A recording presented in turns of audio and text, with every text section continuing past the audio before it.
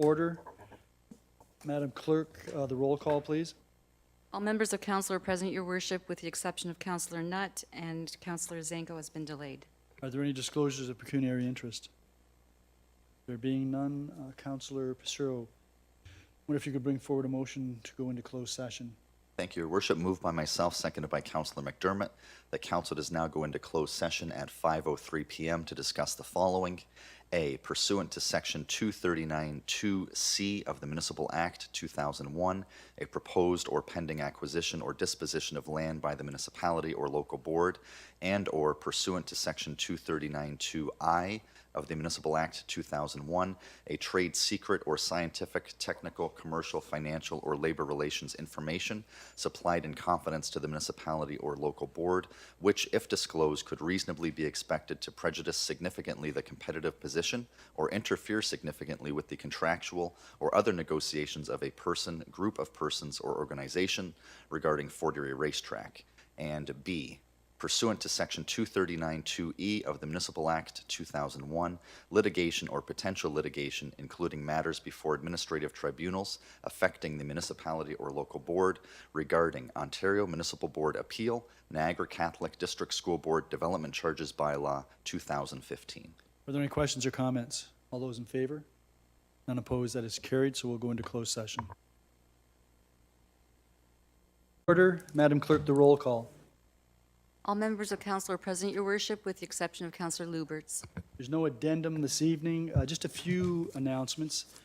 We had a young lady from Stevensville, Serena Racy, who threw out the first pitch at the Toronto Blue Jays game on June the 19th, I believe, and she did a great job.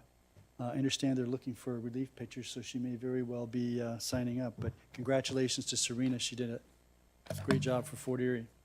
The Peace Bridge Authority had an announcement on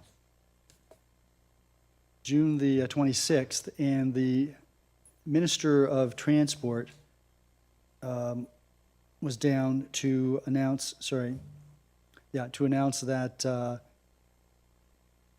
$2.5 million was being given by the federal government to the Peace Bridge Authority to improve their technology to facilitate the movement of individuals coming from the States, particularly those with enhanced driver's license, across the border.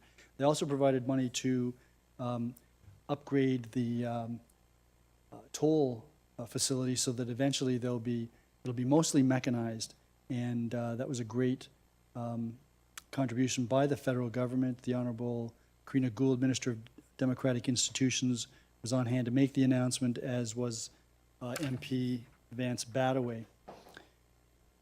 On last Thursday night, at the regional council meeting, the issue of the community improvement plan grants came up.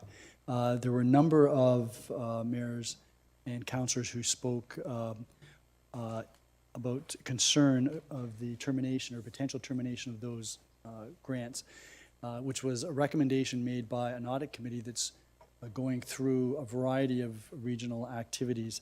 The particular request was focused on a number of factors, which, as it turns out, the town of Fort Erie and some other municipalities are actually providing information relative to performance measurements, relative to return on investment, relative to the impact of the work done in the downtown areas, both on storefronts and apartment units.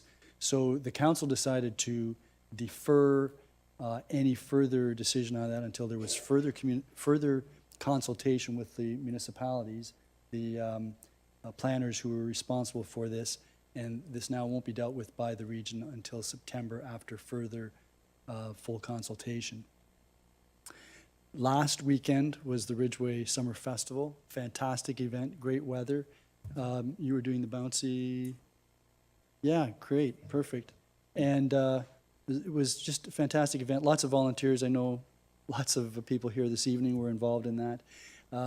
So I want to thank all the volunteers, the sponsors, the people that came out, the vendors, what have you. It was a great time. This weekend, starting on Thursday night, we have the Fort Erie Friendship Festival, and that runs until Sunday. I understand that there's a dunk tank on Sunday. I know that some of you will be there. Unfortunately, I have to help my youngest daughter move, and so I will be able to avoid that. But I wish you all well. Please take your water wings with you, and if you have a wetsuit, take that as well, because that water can be pretty chilly.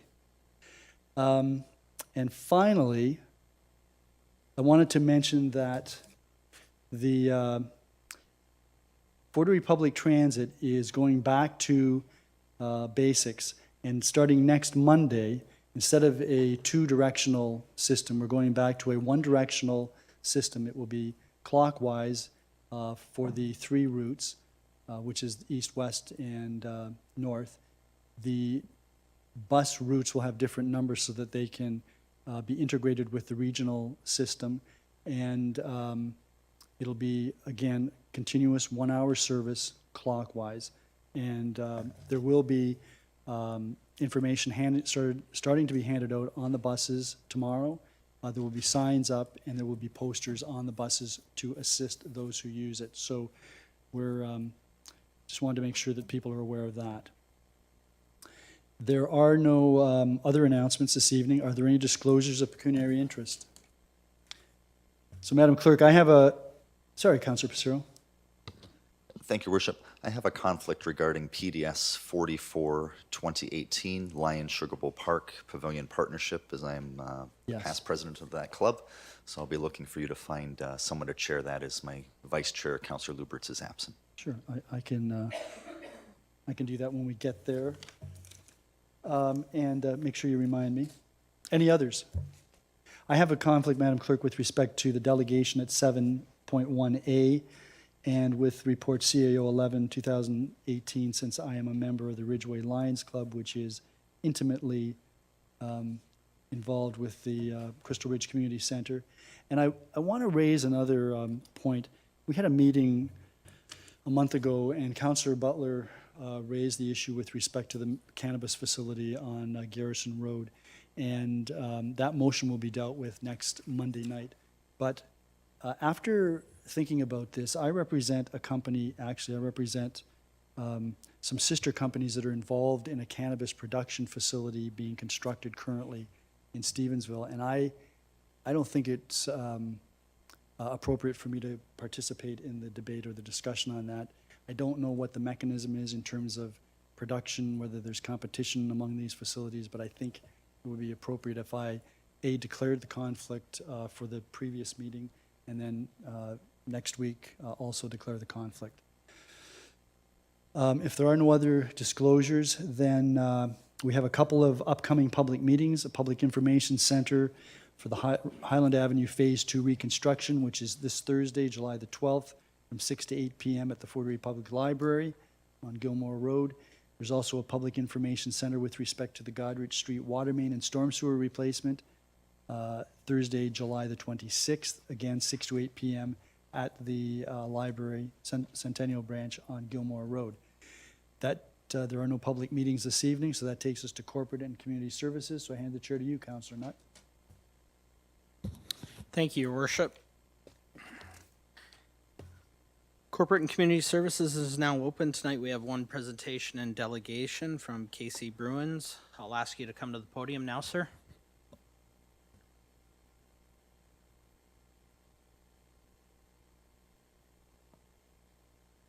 Lion Casey Bruins. I'm a director of Crystal Ridge Community Center, and I'm here tonight on their behalf. It's been 20 years since we gave you a building that was worth $2.2 million. Probably now it's worth $6 million. And the staff has worked with us on some points we have agreement, some we have some disagreement. Their report is in front of you tonight.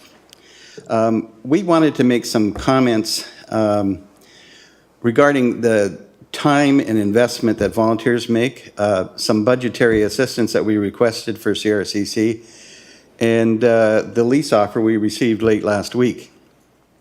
Now, CRCC is a not-for-profit.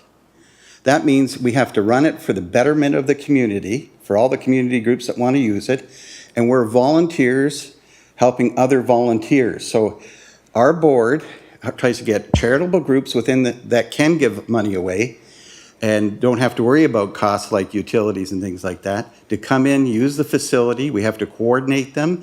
We have to make sure everybody gets their fair share of time. We had tried to keep it as a low as rent as possible, and we just try to break even. Those are our goals and objectives for the year. Because we do that, $400,000 to $500,000 gets raised in our community by those charitable groups and goes back into our community. So when we say, I read in the report several times, get rentals up, our job is not to get rentals up. Our job is to get involvement of community groups and to try to break even. And sometimes it's not all about money. Last year, when we had the 150th celebration for Canada Day, we forego a wedding for $3,000 to $4,000 we could have had, so we could have a staging area for the parade. So it isn't always about money, but we do have that responsibility, and we are aware of our stewardship responsibilities. So the CRCC board is run by its members. Right now, the membership is Lions, Lioness, Task, and the ball hockey. And any other charity group that wants to join and pay the fee can be a member, but any group that wants to have a low-cost place to operate out of or run a function can be there. For example, a couple of weeks ago, it was the horse rescue, and they managed to raise some good money for themselves. And they're not a member, but they can make some money. So that night where they paid a couple $100s in rent, they made tens of thousands of dollars for their group. We're here to support that, and that's kind of an example of what our mission is. The CRCC believes the report to the town doesn't reflect the true spirit of what's happening there. We've got a vibe and a happening. It's hard to explain, and it's hard to explain to staff, and I did have difficulty. It's not them, it's me, I think.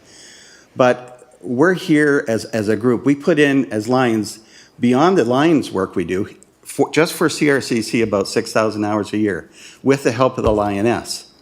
We don't ask Task to do it because they're very busy with their special needs people, and we don't ask the ball hockey because they have hundreds of kids that they're dealing with. So we take a lot of the weight on our shoulders, but they're at our board meetings and they have a say in what goes on. So we try to make sure as volunteers. Now, volunteer, you as counselors should know it. You get paid very little and you put in lots of time. You know what volunteerism is about. So you do something freely because you want to, and you do it without getting paid. And once in a while, you like a little appreciation, so I'd like to thank you for your work. We feel the same way, and when my members read the report, they were taken back a little bit.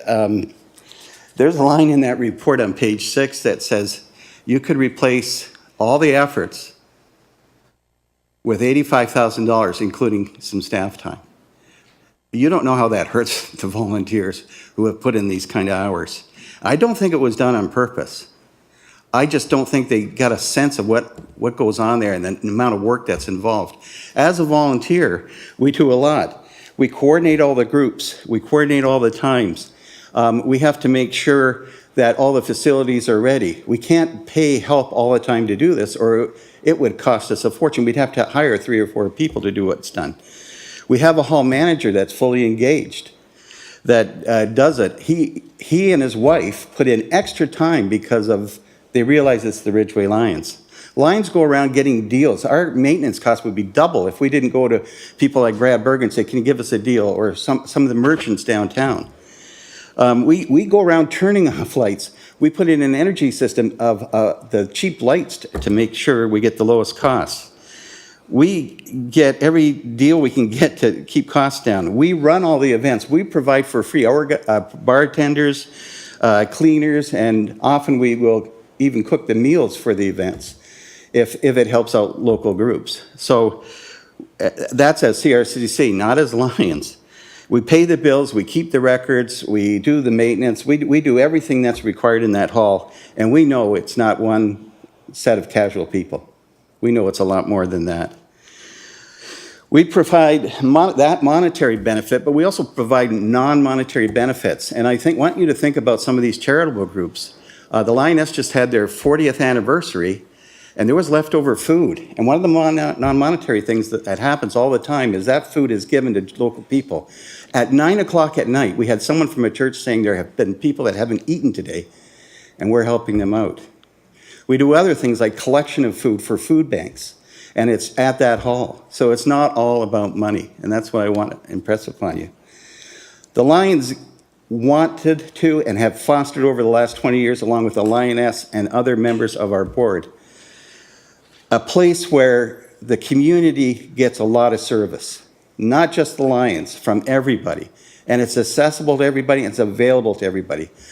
But we can't give it for free, because if we did, it would be unfair to the other groups. So we do our very best to rent it out on as much basis as we can without interfering with the good work that all these groups are doing. And that's a bit of a balancing act, and it's tough to do sometimes, but we managed to do it as a board. Some of the thanks you do get, though, there is some thanks, there is some payment when you see somebody coming out of like the Lions cook a Christmas meal that hasn't had a charge from the Crystal Ridge Community Center for, and they've been well fed, and you get a good feeling. There's no other value beyond that. So to summarize, the CRC board does not think the center should be used, would not be used at this level. A staff member, I think staff does a good job at certain things, but for this type of criteria, you need volunteers working with volunteers. We need the support of the town. We love their help. They're very cooperative. They help us with the snow removal and other things, and we really do appreciate that. And we're not ungrateful for the offer of $1 a year. We want to continue in the work we've been doing. But we just want it to be realized that there's a lot of work going on at this center. The volunteers make it a vibrant center. And I know we've had trouble with other facilities in town, but ours is well used. If someone wants to use it, let them call us. We'd be happy to incorporate them in our whole network of people. So that covers that end of that. We had a couple of specific things on the report. In it, every year we've come, not every year, for the last couple of years we've come to town council and asked for some support, some monetary report.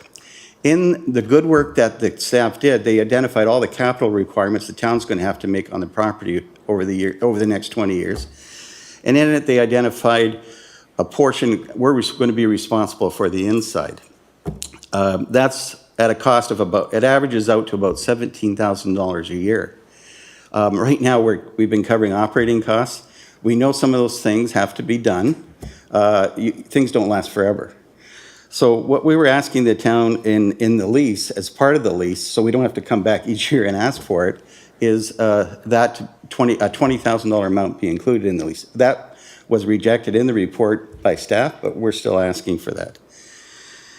A couple of other things that are in the lease. We got a copy of a lease late last week. We haven't had a chance to meet. On July 17th, our board's going to meet. But a couple of things I've noticed. Storage. In the past, I think there was a budgeted item of, I think it was about $74,000 for storage at that specific site. And in the report, it says no storage or none to be built. So we do need it. One of the things we did make a mistake on 20 years ago is we didn't put enough storage in. And we do need that space. So it was approved in the past. I'm just asking, can it still be somehow left there? Parking, when we built it, they told us, if you're going to build this hall, you have to have so many spaces. I remember that discussion. And we paid for the parking. But in the lease, it's saying that if the town's running a big event and there's no parking available, you can't rent it out. Well, that's not fair to the charitable groups that paid for this and have paid for the parking spaces. We would want to cooperate with the town for sure. But we don't want to be restricted in the amount or when we could rent, and we don't really know when those dates are coming up. And sometimes a year in advance for wedding, I book it, or our hall manager books it. So that could be very difficult to manage for us. There's a line in there, and I'm sure it's going to be language, but it says you're not allowed to sublet. Well, we rent out all the time. So we've got to work with staff on that, and I'm sure they're going to cooperate with us. I know they will on that. They've been very good. Specifically, there are certain capital items we're responsible for. If it could be in some kind of a schedule, then, our members want to know what are we responsible for versus the town. There's no way on earth you can nail down everything. They did a good job in their capital report, and it refers to that report, but I think maybe it should be part of a schedule. We had an agreement that is in the report that says capital items or anything above $500 repair is under that, but it doesn't, that language doesn't appear in the lease. So we're going to go back to staff with some of this, but the parking and the storage were in the report. And one other thing that I think is important, it says free use by town subject to availability is written in a draft lease. If the town can use it, then that means charitable groups can't. I don't know when they want to use it or how. I know it says subject to availability. I think if you did agree that the $20,000 was coming, you're really helping operate the hall, so you should have some time.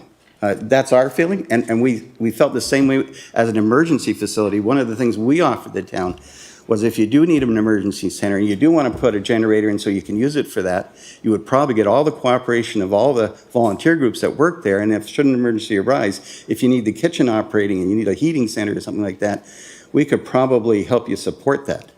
It wouldn't have to be all town staff. So we're trying to extend our hand in friendship and say, let's work together. And we want to do that. I don't think it's necessary to do that right away, and staff didn't think it was either. But if it comes up and you want to do it, we would want to work with you on that. And we don't want to say, we can't do that because.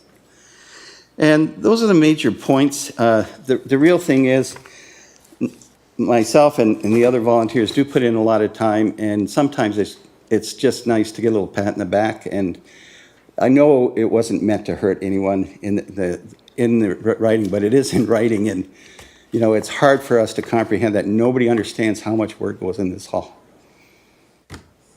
Thank you. You're welcome, Mr. Bruins. Do any of the council members have any comments or questions? Councilor Butler? Thank you, Chair Nutt. I don't have any questions, just a comment. When I was reading the report, I was really impressed at the fact that you and your group did raise $2.2 million to have this center located for the community at large. So I just wanted to say thank you. Councillor Butler, it's beyond that. Some of our members, because we only had, I think, about 1.7 million, signed personally until the bingo money could be raised. That's how much dedication and belief in this hall, and that the mission goes beyond Lionism, it goes to the community. Thank you. Very commendable. So again, thank you. Thank you, Councilor Butler. Councilor Casero? Thank you, Mr. Chair. Casey, you referenced the parking restrictions. Yep. Where are you reading that? Because I don't have that in my staff report. Is that just in a copy of a draft lease that you? Yeah, it appeared in there, and it wasn't anywhere else, and it may be because they just took a template, I don't know. But let me just grab my copy of the lease. I've got it in here. Oh, here it is. And in the lease on page 5, point W, to ensure that CRCC events or functions requiring park. So it talks about the town having to deal with the town manager if the town's using the CRCC center. So I don't know if it's, like I said, if it's from a template or what. And again, to be fair to staff, we haven't had a chance to accumulate our points at our directors meeting on the 17th, give them back to staff and say, we think these are areas that we need to fix. So, I don't want. Mr. Chair, so similar to that, we don't have any reference either from the materials we're reviewing, just as a heads up when we debate this later, to town use and free rentals and things like that. So that will be a back and forth that will continue between yourselves and staff. Yeah. Tonight, I think we're going to be discussing kind of the larger points as to where we go from here, and there'll still be some negotiation going forward between yourself and staff. Absolutely, yeah, we understand that, yeah. Okay, thank you, Mr. Bruins. Thank you very much, Councilor Pissarro. Are there any other comments or questions? Thank you very much for your presentation. Thank you, Council. Mr. Bruins, also, thank you very much for your volunteerism. We appreciate it very much. Moving on to item 7.2, CAO Report 11-2018. Can I have a mover? Councilor Zanko moved. That report is on the floor for comment and discussion. Are there any comments?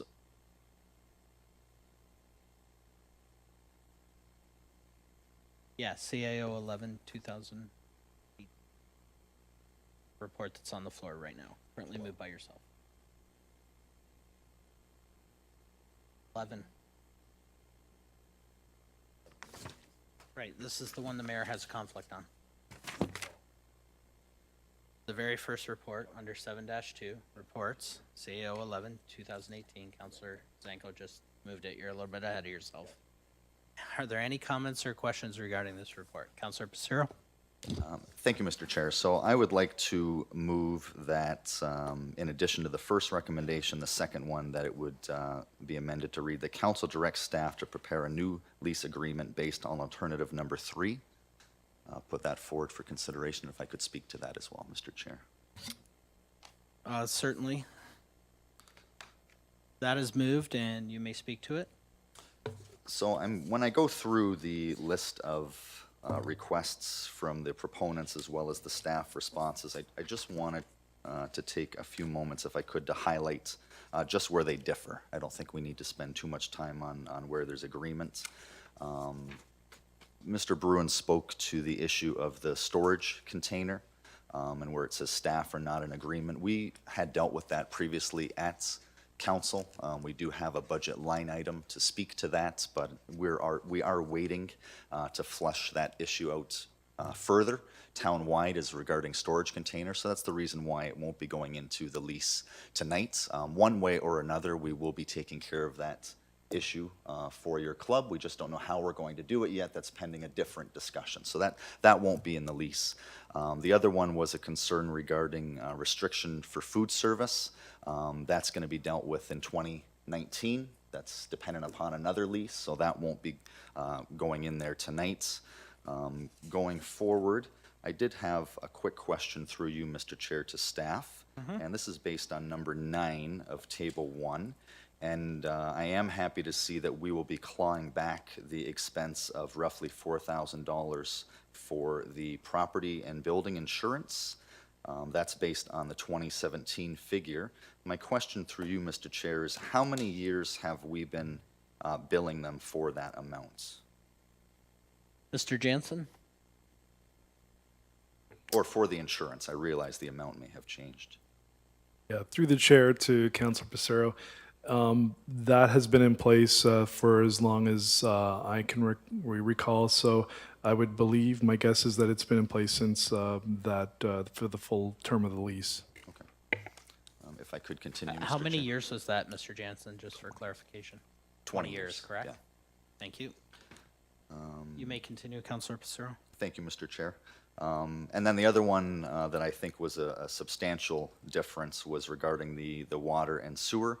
I am in agreement with staff that we should maintain those as separate services, but all of those things bring it to another level of discussion, which I think should happen at budget time, which is the grant that we give to offset certain charges as to what we think is reasonable to be borne by the club and what we think is reasonable to be borne by the municipality. I'm glad the insurance is coming back. I'm glad that the majority of the fire suppression system and maintenance is coming back, with the exception of the hood maintenance and cleaning, which I do believe should stay with the proponents because that is a direct use of them. So currently we're giving $25,000 out to the club. At least we have the last 2 years. My estimates is that we're clawing back about roughly $10,000 worth of expenses, so a 15 net going forward. So I think that's a discussion that yourselves as members ensure that you come back at budget time regarding that $25,000 figure. My personal opinion is I don't want to embed that into the lease because I believe it's a budget item. But come budget time, that's when I think you should come back and make your case on some of the points you raised tonight and say this is how much we do for the community. And if you were to take off A, B, and C, it would allow us to do this and this much more. But I'm not necessarily in favor of including that dollar amount in the lease itself because I do think it's a budget item. Having said that, I think there is a case to be made by your club in a year from now at budget time. I personally don't believe that it should be a supplemental item, Mr. Chair. I don't think it's something that council should deliberate on every year. I think it's important enough once we arrive at the correct dollar figure that it should be a base item, but none of us know where we will be come November December, January budget discussion. So that will be something that you'll need to speak to the next council about. Figure out that dollar value minus what we're taking back, figure out what else you need, and I would make the case to have that as a base budget item that's guaranteed every year. In essence, the same as putting it in the lease, but it's a budgetary item. So I'm not going to look to do that amendment tonight. Somebody else might, but I wouldn't necessarily be in favor of that. So on the areas where things are similar and both groups have come to an agreement, I want to thank the club, I want to thank staff. I'm comfortable with where the lease stands. I do have some concern based on two of the items that Mr. Bruins raised tonight that we are not privy to as far as the recommendation report, but that will be a function of staff, and at the end of the day, before ratification, through you, Mr. Chair, what would the process be through you to, I guess, Mr. Cookett, to see the final draft of the lease? Mr. Cookett? Through you, Chair, to the councillor. First of all, I want to apologize to the group if I offended them in any fashion. That wasn't the intent of the report. I appreciate everything you do. You do great work. You've raised a lot of money for this community, and you're a great benefit to this community. As far as the 85,000, sorry, I'll get to your question in a minute, but in response to the 85,000 that's quoted in there, that is not comparing what you do to what we would have to do as a corporation. We would hire someone to basically administer the hall, take the bookings, and that's it. So that is nowhere near what you guys do. So hopefully you understand that now. That wasn't comparing apples to apples.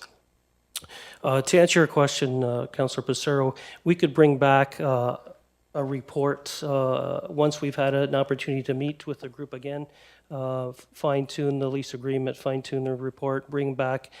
Typically, we don't do it, but we would in this case bring back the lease agreement as an appendix to the report. Councillor Passero? Thank you, Mr. Chair. I think in this instance, this is an important facility for all parts of the community. I've attended many events there. It does not serve just the Ridgeway Crystal Beach area, that's for sure. So I would like to see that come back. I knew where the numbers were coming from, and I mean, my comments through you, Mr. Chair, to the club would be that, you know, these reports are often quite sterile. They don't have that essence and that enthusiasm in them that speak to, you know, the issue at heart. So I'm not surprised when I read this, even though I know what happens on the service club end.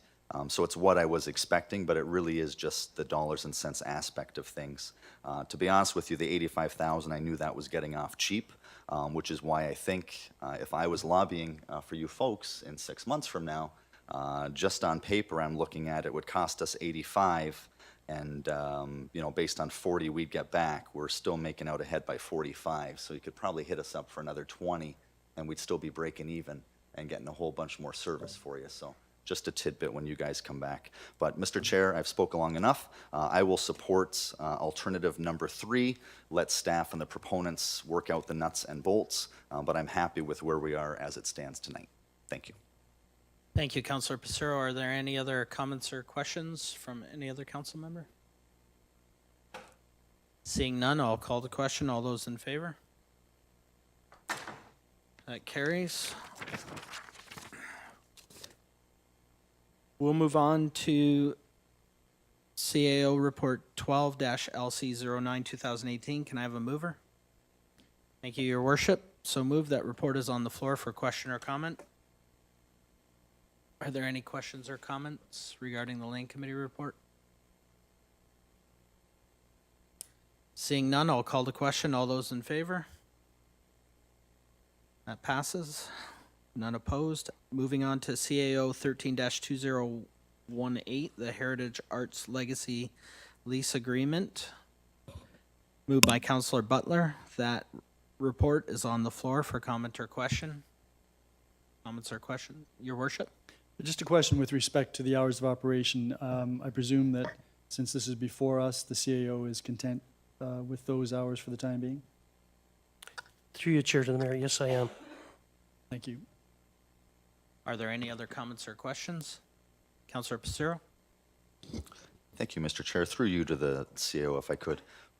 There's no provisions in the current lease where we receive any type of dollar amount per visitor or anything like that. Mr. Cookett? Through you, Chair, to the council, you're absolutely right, there is not. Okay, so it's not really incumbent on us to increase the hours to a certain extent because we're possibly losing revenue based on limited hours. I mean, they're providing a service, and if they have limited hours based on what they have, then that's what we live with. You are correct. Yeah, just the hours were not matching the current lease agreement. Okay. Okay, thank you, Mr. Chair. Are there any other comments or questions? Your worship? Yeah, just to get at the issue of the hours, there had been a commitment made initially, and so part of the problem is that we've got these wonderful artifacts and pieces of memorabilia, and they're not available to the public unless the facility's open.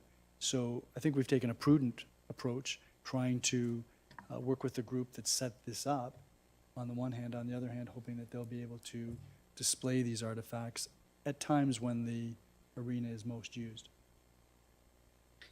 Thank you, Your Worship. Are there any other comments or questions? Seeing none, I'll call the question. All those in favor? That passes. None opposed. Moving on to CAO 14-2018. Moved by His Worship. Restricted acts after nomination day. Lame Duck Council delegation of authority. Your Worship? Yes, I support the report. I did want to suggest, though, that we amend the recommendations to include a provision whereby the CAO notifies us of any implementation of the activities provided for in the first two substantive paragraphs, as opposed to just the incoming new council. I think we should be made aware of any activities that occur, so I'd like to move that. That amendment is on the floor. Any comments or questions? Seeing none, I'll ask all those in favor of the mayor's amendment. Your worship? Right? Put my Go hand up. ahead. You put your hand up a little earlier. I thought Oh, you had no, another just- question or I was gonna- comment I was gonna regarding vote the twice. amendment. I was going to vote twice in case it was close. No, that's okay. We'll take your one vote. All those in favor? That passes, none opposed. Okay, the report is on the floor as amended. Are there any additional comments or questions? Seeing none, I'll call the question. All those in favor as the report is amended? That passes, none opposed. Moving on to COS-03-2018, reestablishment of the Joint Niagara Compliance Audit Committee and updated terms of reference. Can I have a mover? Thank you, Councillor McDermott. That report is on the floor for comment or question. Do any of the councillors have comments or questions regarding that report? Seeing none, I'll call that report. All those in favor? None opposed, that carries. Moving on to CS-09-2018, extension of the TD banking agreement. Can I have a mover? Thank you, Councillor Zenko. That report is on the floor for comment or question. Your worship? I just had a couple of questions which I've run by the Director of Finance already. The first had to do with the option. So we're talking about a 2-year extension with a option to renew for 2 years, and whose option is that at? That would be the town's option that's structured as part of our current agreement, where the town could elect to continue for an additional 2 years. That's something that at that point town staff would bring it forward to the subcommittee in advance of that before proceeding. So that would be an opportunity at that time if council was inclined to consider an RFP. That's correct. Can I just ask one other question, Mr. Chair? So in terms of the pricing, and I can understand the rationale for not wanting to spend $10,000 to $12,000 to save maybe 3 or 4, if anything. But in terms of the pricing, how does this particular agreement that we have stack up with other local area municipalities, if Mr. Jansen knows? Mr. Jansen? Through the chair to Mayor. We did undertake to survey some of the other area municipalities and got some mixed results in terms of the extent to which they've recently been able to or have recently issued an RFP. The one comparison we did mention in the report is the OECM, or the Ontario Education and Colleges group that procure jointly, and that currently is with TD Bank as well. So just another indication of their position. And the report does point out that we get a very favorable interest rate on our investments. So that's a further justification for the position that staff is taking. Correct. Each time in renewing, the town has been successful in effectively reducing costs, and in this case, both costs and increasing revenues with an enhanced interest rate. That rate is very competitive from all indications we've seen, with the prime minus 1.67. So that did provide assurances to the town that indeed our costs have gone down since it was last RFP'd. Great. Thank you very much, Mr. Chair. Thank you, Your Worship. Thank you, Mr. Jansen. Are there any other comments or questions regarding this report? Seeing none, I'll call the question. All those in favor? None opposed. That passes. Moving on to CS-10 2018, proposed amendments to the corporation's health and safety policy. Can I get a mover? Thank you, Councillor McDermott. That report is on the floor for comments or questions. Seeing none, I'll call the question. All those in favor? None opposed. That carries. We'll move on to 7.3, new business and inquiries. Are there any new business or inquiries? Councillor Zanko? Thank you, Mr. Chair. Through you to Mr. Jansen. Just a quick question. I had the honor of attending Lakeshore Catholic High School graduation last week, and the town of Fort Erie presents bursaries every year to a student in addition to GFES students. But my question is, and perhaps it's more for consideration during budget season, but I would like to have some consideration of increasing the bursary amounts. I have talked to other municipalities, and they offer a slightly higher. They offer $500 per bursary, and I think that the town of Fort Erie in today's times needs to increase ours slightly for the students. So I'm just hopeful that, Mr. Jansen, you can perhaps consider that during budget season. Mr. Jansen? Yes, that's something we will undertake to do some comparisons and bring back to council. Thank you. Are there any other comments, questions, or inquiries? New business? Seeing none, we'll move on to the 7-4 business status report. Are there any comments or questions regarding the business status report?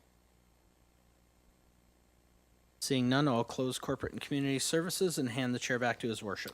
Thank you very much, Councillor Nutt. That then takes us to Planning and Development Services. I'll hand the chair to Councillor Passero. Thank you, Your Worship.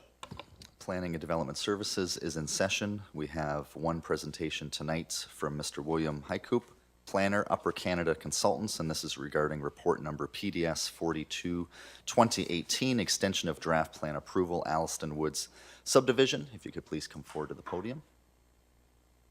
Mayor Redicott. Thank you. Mr. Chair, Mr. Mayor, and council members, I just wanted to address you on this draft plan extension for Alliston Woods.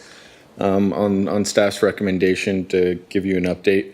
Admittedly, the request for draft plan extension was rather vague, and I just wanted to express my client's commitment to proceeding with the phase 1 of the development. Currently, the Upper Canada Consultants, the engineering side of things, are proceeding through a contract creation and form of tender. With that, we have the intent of making a submission to the planning department for final approval. And that way, that'll allow us to conclude the subdivision agreement portion of things. Not sure specifically at what point in time that'll be coming before you with the election and the Lame Duck Council. However, in lieu of phase 1 proceeding, we ultimately still require this draft plan extension to finish off the rest of the subdivision in terms of acquiring that entrance across from Craft Road and addressing the future phases. So I'm happy to answer any questions that you may have. There is quite a history on this file. I'll do my best to answer those questions, but we did want to express the commitment to continuing forward, and I can say that our firm has been actively working on these conditions of approval and a submission to the planning department. Thank you. Thank you for your comments. Any members of council have any questions? Seeing none, thank you very much. Thank you. Takes us into reports, PDS 36-2018, request for extension conditions of agreement of purchase and sale, town road allowance south of 359 Gorham Road, and this was postponed from the June 11th, 2018 council in committee meeting.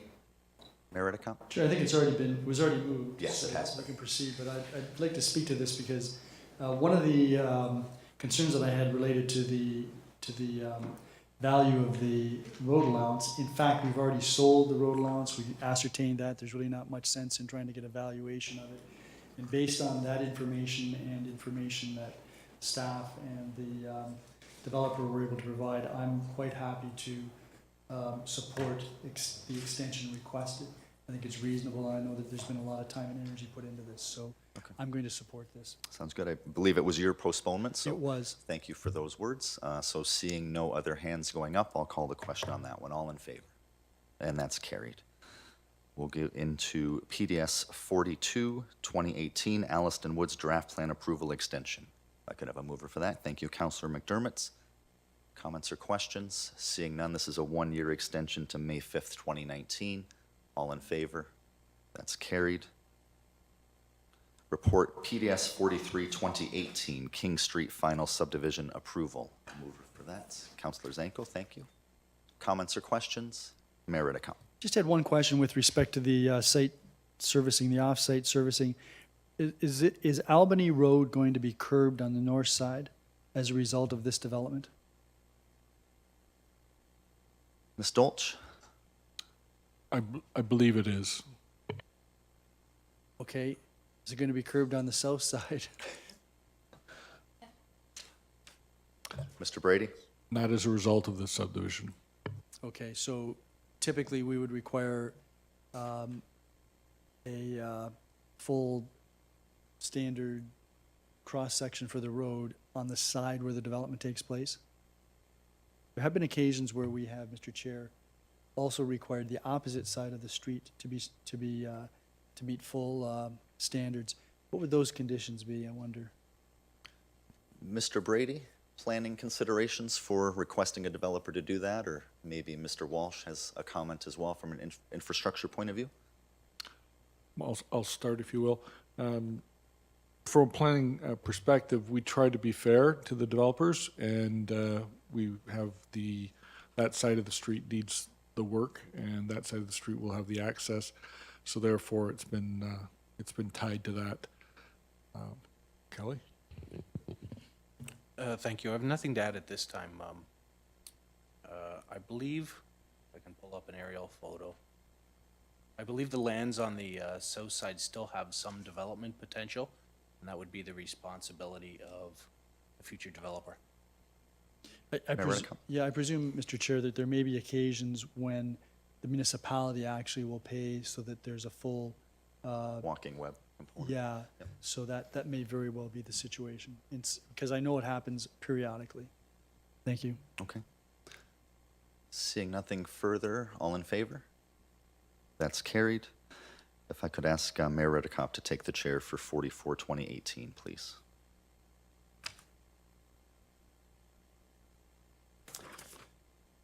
So report PDS 44-2018, which relates to the Lions Sugar Bowl Park and the a change of lead nonprofit organization. Can I have a mover? Councilor McDermott. Are there any questions or comments with respect to the report? There being none, I'll call the question. All those in favor? None opposed, that is carried. Councilor Brasero, you can have the chair back. Thank you, Mayor Redekop. Brings us to PDS 45-2018, the Crystal Beach Strategic Planning Session Strategic Synopsis Report. I could have a mover for that. Councilor Zanko, thank you. Comments or questions on that report? Mayor Redekop? I just want to compliment the staff and all of the people on the focus group for participating in this.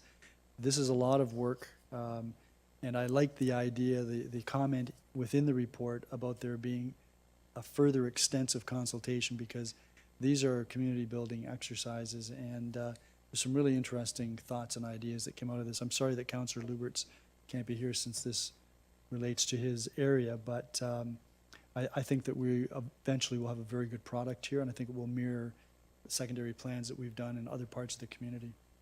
It was very interesting to see the similarity between the staff perception and the focus group perception, and I don't believe that has happened to this extent in some of the previous exercises that we've done in other parts of town. Yeah, quite right. Other comments or questions? Seeing none, all in favor of receiving that? That's carried. PDS 46-2018 regarding downtown South End Riverwalk Core Area Community Improvement Plan, the recommendation reports. Moved by Councillor Butler. Comments or questions? Mayor Riddick. I had a question relative to something on page 12, if I can just find it. Oh,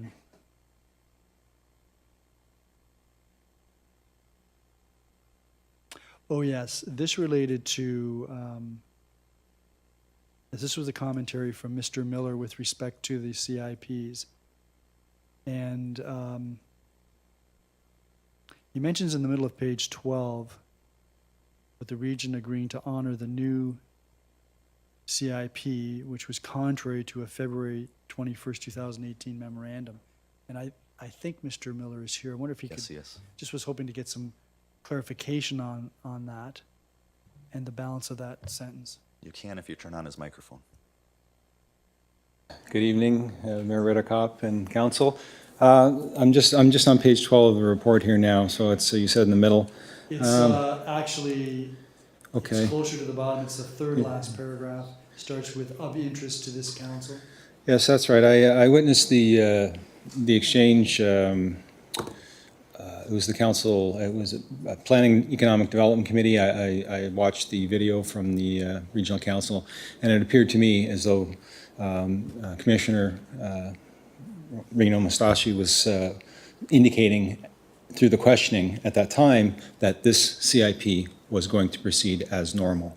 And that was contrary to a memo from February 21st, where they said that there would be no new CIPs taken on board. So I was seeking clarification. My clarification, or my interpretation, was that based on what was happening, they would allow the South End CIP to proceed with regional funding. I mean, this is our CIP, we approve it, and what we're after really is the matching dollars. And my interpretation of that was that we would receive that because they were still in flux with their phase 2 reporting. And obviously that was, as Mayor Riddick had mentioned, was deferred at Regional Council last week to come back because we want another round of discussion on that. So, but hopefully that answers your question. It does, and I just want to compliment you again on this particular report. I enjoy reading some of your erudite comments and look forward to further reports. Thank you. Maybe if we don't want the region removing programs, we should come up with an acronym other than SNP. Probably fine. Keep or save or another 4-letter acronym, but anything but SNP. Seeing nothing further, all in favor? That's carried. PDS 47-2018, proposed amendment to Town of Fort Erie official plan and zoning bylaw number 129-90, town-owned land south side of Grove Avenue between Wells Avenue and Bernard Avenue. So moved. Moved by Mayor Riddick. Comments or questions? Seeing none, all in favor? That's carried. PDS 48-2018, short-term rentals management reports. If I could have a mover for that. Councillor Butler, thank you. Comments and questions? Councillor Butler. Thank you, Mr. Chair. First of all, I want to commend Nicholas Cool on a job well done. This report was well written and very thorough with great examples. It was very interesting. Surprised at the number of complaints received by the town itself this year. In the last week alone, I received over 6 complaints, so that's quite a high number in 1 week. There are a number of areas in this report that are particularly interesting, and wanted to talk a little bit about that. It does say that this is a new economic venture and it's disrupting traditional industry, but it's also disrupting the neighbors as well as as the neighborhoods. And I have never been the type of person to stop anybody from making an income, and it's very interesting to me how people have kind of taken to this Airbnb. And in particular, I know that there's one residence off of Yacht Harbor that is earning well over $6,000 on a weekly basis, which poses a problem because it's then dissected.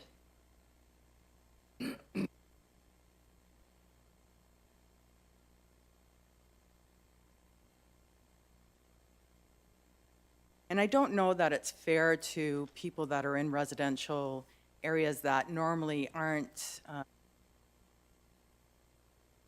exposed to this type of Airbnb activity on a regular basis, and how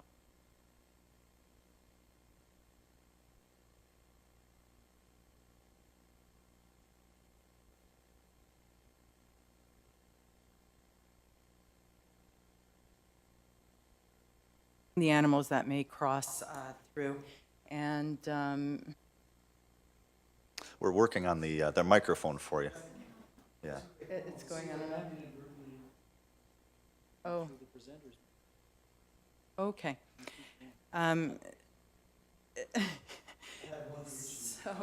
So as I'm saying. I thought it was just our thoughts you controlled. I didn't know it was the microphone. So so at the end of the day, you know, you're investing in this property that you're living at, and you want to be able to come home at night and be able to relax. And when you have a group of individuals that are renting the property next to you without any elbow room between the properties, your privacy gets invaded. Your sanctuary is then not a sanctuary. It's open to the public domain. And there are some issues that are involved with that. Some of those issues circle around health and safety. And is there a limitation towards the number of individuals that should be allowed in the home? And that's why I found this report very interesting, because it did talk to the fact that there are regulations in place for hotels, and there are regulations in place for bed and breakfast, and yet looking at this, there are no regulations in place for Airbnbs, and I don't think that that's fair. It is an unfair advantage. When you do look at the neighborhoods themselves, they don't warrant the fact that an Airbnb should be placed in a neighborhood. I understand that some parts of Crystal Beach are cottage industry, and so would make perfect sense that if it was traditional tourism in the core of Crystal Beach, the old Crystal Beach, then I could see where that would be applicable. But to now have residential become Airbnb coverage is unfair to the people that have invested in their homes, thinking that they're going to be able to relax in their own homes and not be bothered by nuisance noise at 12 and 1 and 2 and 3 o'clock in the morning, and be berated by those individuals when they're asked to please keep it down and temper that.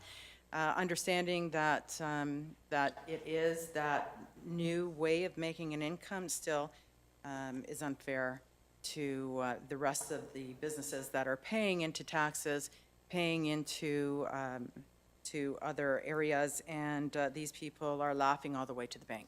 So just to be able to make a buck. And having said that, I'd like to make an amendment and add another that. And that would be that council directs staff to put together a licensing, qualifications, regulatory, and enforcement bylaw to address the short-term rentals and report back to council. So you would be asking staff then to create a framework for council's consideration? That's right, because Okay. right now, nothing exists. Yep. And if we were to go with this report alone, it would be giving free rein to those individuals for an unlimited time, and I don't think that it's fair to the tax-paying base. Okay, so we're not looking to enforce that as of right now, but just directing staff to bring that framework back for council consideration. Okay. So speakers to Councillor Butler's amendments. Councillor Nuts. Thank you. The short-term rental issue is very impactful in our community where we have such a large base of summer cottagers. I agree with a lot of your points. I do consider my home my sanctuary, so you know, when I'm on my deck and that, I try not to be intrusive to my neighbors, and my neighbors are very courteous and apply the same courtesy.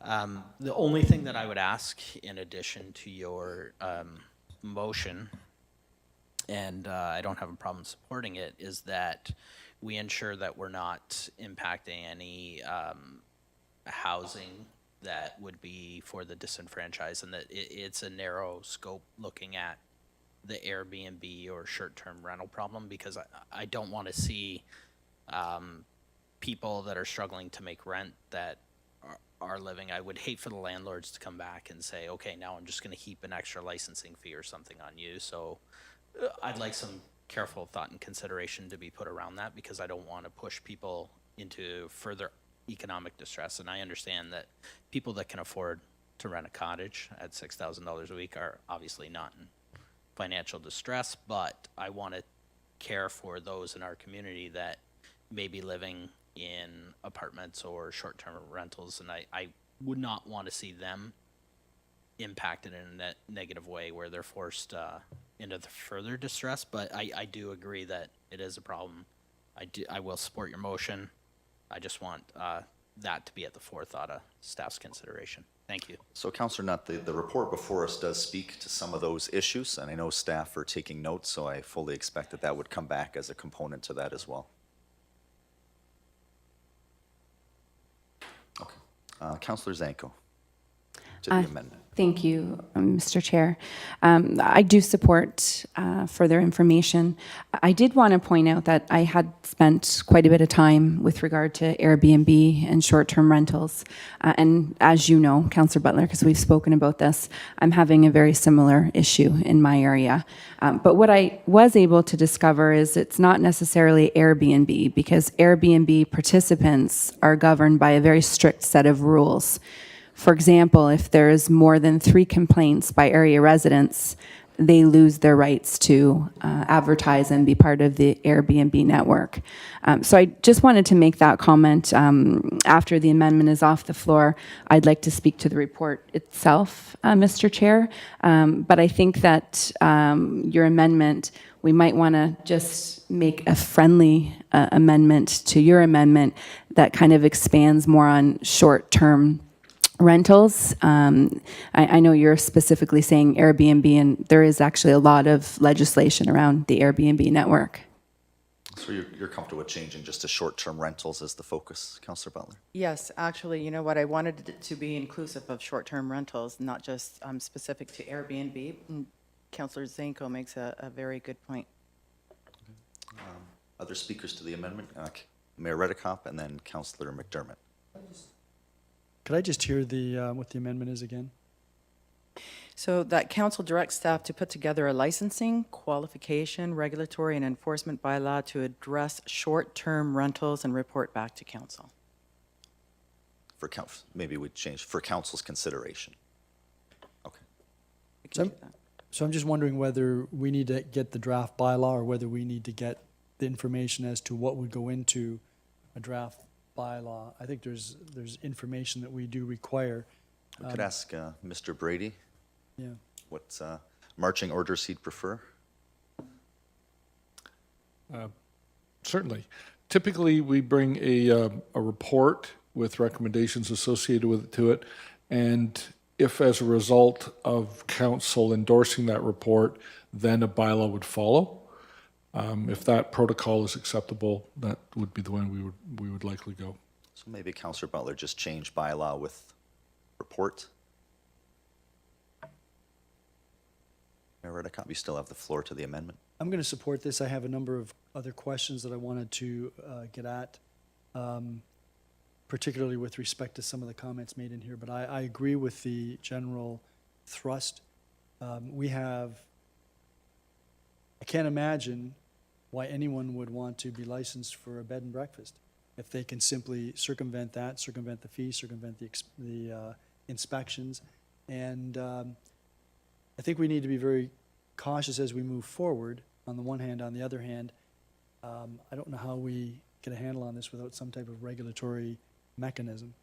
We have a bylaw, and the bylaw is not being enforced because none of this is actually legal. So I'm going to support this. Councillor McDermott. Yes, thank you. I am too. I believe I brought this forward probably a couple of years ago, based on some complaints from residents along the river. And I know they were very excited about the fact that they were being invaded by a whole pile of people every weekend. And it wasn't just people that they knew. It was like every weekend, a different bunch. The sorry part about this is both of those folks picked up and left and sold their homes. And they were paying the state taxes along the boulevard. And so it was sad to see them go based on the fact that this was not a situation that we could control. It does affect us many, many ways, especially out in Councilor Zanko's area and in Crystal Beach, where some of these things get way out of hand. And in fact, we took a new bylaw officer on so we'd have a little bit more coverage on ours. And this is one of those reasons, because of the noise and the foolhardiness around people when they're trying to sleep. So I fully agree with this. I think it should be controlled, and I look forward to the report coming forward. Thank you, Councillor McDermott. Nothing further on the amendments, so all those in favor of Councillor Butler's amendments, that's carried. Back to the report as amended. Councillor Zanko, Mayor Redekop, Councillor Nuts. So Zanko, Redekop, Nuts as of right now. Thank you, Mr. Chair. Just some comments and some questions. We have been dealing with this for a number of years. I'm very happy to see this report. It's a very good report. I'm happy to see that we're going forward with an educational piece. I do think, given the amendment that we've just approved, now the 1 and 2 options as far as consideration of licensing and enforcement, those are all going to be very helpful. My question is, I think that the residents that are affected, it's another summer we have here, and they're being affected again. They're having hundreds of people next door to them, and I've spoken with residents regarding trespassing and intoxication in public. Some of these short-term rentals are presenting. They need to call the NRP. This week, our planning director, Rick Brady, was able to speak to the sergeant of the police, making her aware of the situation. There is a specific number that residents can call to be given police consideration, and hopefully the police come out. I'm really interested to see how that plays out. But my question more so is, as Councillor McDermott had mentioned, we hired an additional bylaw officer, and from my understanding, that bylaw officer was going to help alleviate some of these noise issues during the weekend. I thought that residents would be able to call and contact bylaw and have some support during weekend hours, and it's been brought to my attention that that's not necessarily the case. So through you to the CAO, I just wanted some clarification on that addition to the bylaw enforcement staff, and if in fact they're able to respond to these type of concerns during the weekend. Mr. Cookett? Through you, Chair, I'm going to delegate that question to Mr. Brady, who looks after our bylaw officers. Mr. Brady? Thank you. We do have a full-time bylaw enforcement officer. Her main responsibility is parking. That was the issue that was raised a couple of years ago by this council. We brought on a bylaw enforcement officer in the summer, and now we have made sure that there's coverage on weekends during the day in terms of parking and also other bylaw enforcement infractions. We do not have any coverage in the evening, neither during the weekend nor during the main day. My understanding is that some of the main issues are occurring during that time, and as we have advised councillors in the past, and and we'll be putting up on the webpage the number that the staff sergeant has given us to contact. Please contact the NRP, because if there's a large party going on and there are issues associated with it, then our bylaw enforcement officers would simply be asking the NRP to be there anyway. Our officers do not carry billy sticks, nor do they carry guns. And when you're going into that kind of an issue, those are the kinds of precautions that are needed in terms of health and safety. Councillor Zanko? Thank you. The other question I have is, it seems that we have, based on the report, there's 6 properties that are receiving complaints, and there's over roughly 100 in Fort Erie that's on Airbnb. And again, as I'd mentioned, I don't necessarily think Airbnb is the issue. I think it's more so the short-term rentals. But my question is, for the 6 properties that seem to be affecting Councillor McDermott and Councillor Butler and my ward residents, can we, or have we reached out to these property owners to bring to their attention what's happening with their rentals, the nuisance that it's causing residents, and are we attempting some mediation in the interim? Mr. Brady? Thank you for that question. There was 2 properties which Councillor Zanko brought directly to my attention and gave me the addresses. We've followed up with those 2 properties, and letters are going out tomorrow morning in terms of registered mail, advising the property owners of the issues and offering for them to come in and have a discussion with me on others. If people would identify for me the other addresses specifically, not the brown house around the corner, but rather the actual, the address to it, they can email me at Town Hall, or they can phone me and give me that. I'd be happy to send out registered mail to those people as well. And Mr. Brady, what's the stick attached to the letter? There is no stick. We have no stick. That's the problem. That's the problem. That's where we need to get to, yeah. And Councillor Butler's amendment hopefully will bring back those options. Councillor Zanko, you still have the floor. Thank you. And just a further comment. Now, in light of residents hearing and us suggesting contact the NRP, please make sure you keep us informed, because I'm also very interested to see how responsive the NRP is. I know they've assured us that they're going to be, but you know, we can't say that they won't be, because according to the NRP, they haven't received any complaints. And I'm referencing my specific area. I'm not sure about yours, Councillor Butler. But I also, you know, I'm looking at it on another hand. I know these 6 properties are causing, you know, complete inconvenience to residents, and I completely understand.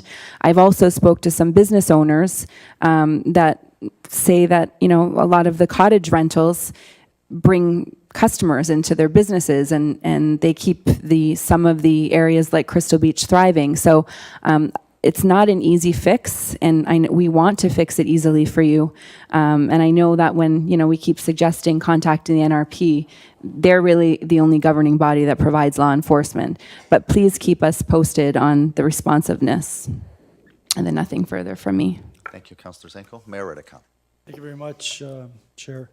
So through you to Mr. Brady, just turning to the bottom of page 4, where there's a bit of a commentary about the zoning and official plan policy.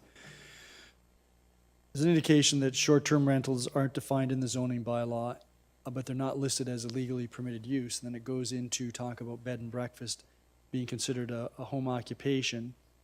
And then it talks in terms of what really defines a home occupation. But from our perspective right now, does the zoning bylaw provide any comfort in allowing the municipality to regulate the use as a short-term rental, or no? Mr. Brady? The simple answer to your question is no, because if property, all people are permitted to rent out their homes. And there is no regulatory authority that says that you cannot do so. What some municipalities are trying to do is establish permit systems. But again, the permit systems are only as effective as the stick. So you put the permit system into play, someone doesn't do what they're supposed to do, you end up sending the police department. Right. So we have, we've defined a bed and breakfast operation, and so now we can regulate that. And presumably, that regulation, again, is based on both the honesty of the people who are operating those institutions, as well as complaints from neighbors, which then give us the ability to investigate.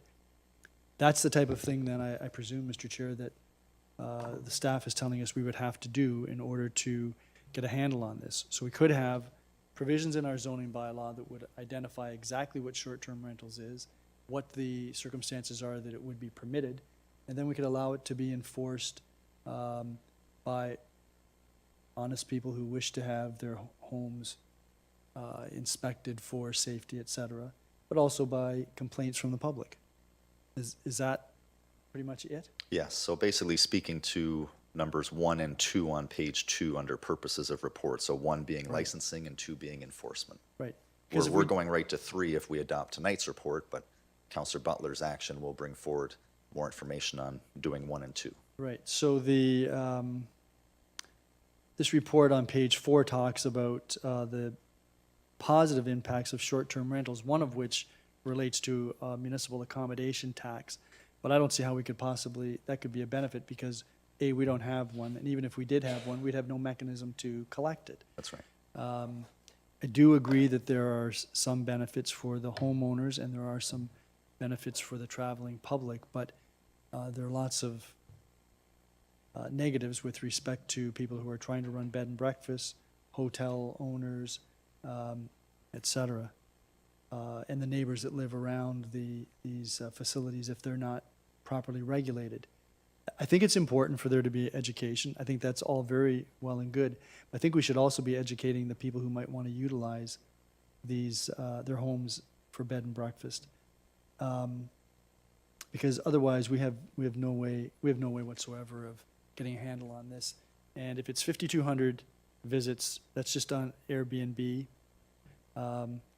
There's got to be a lot more than 100 homes that are being utilized throughout this town. So I do think we need to take some steps, and I'd be very interested to see what comes in from the further report from staff and the proposed education tools. Thank you, Mayor. Councillor Nutt. Everything's been said? Okay. Councillor Butler, do you have anything further to add on the report? Yes, thank you, Mr. Chair. I just wanted to address Councillor Nutt's concern with respect to, those individuals that are not charging $6,000 a week.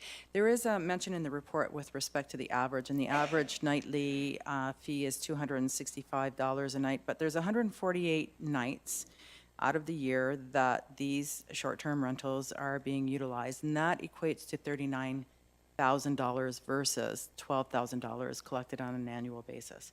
And the fear is that while I understand that there is some concern of restricting individuals from being able to accept short-term rentals, the fear is that the short-term rentals is really going to catch on like wildfire, and then the individuals that are looking for affordable housing are going to be euchred.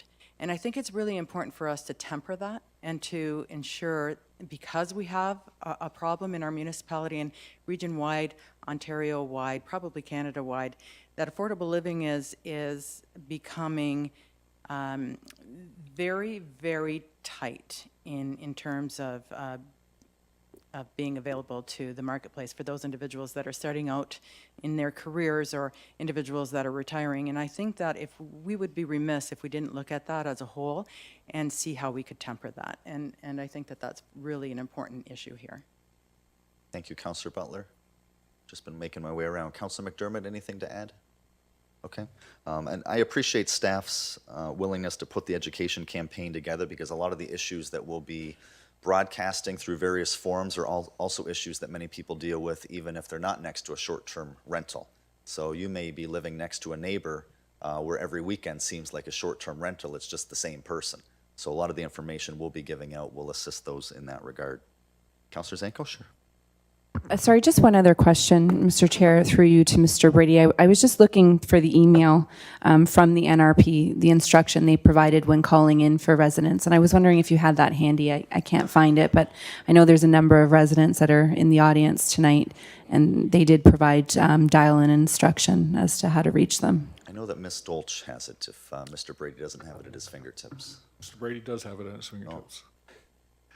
The number to phone is 905-688-4111, and then press #1 to put them through to dispatch. That will get them through the dispatch here, and they'll send someone out. We're going to post this on our webpage starting tomorrow, and it will be available. So people have been recalcitrant to use the 911 system because they think it's for emergencies. So the staff sergeant has been very helpful in saying, no, use this number, and that will hopefully take care of that reluctance on the part of the public to phone.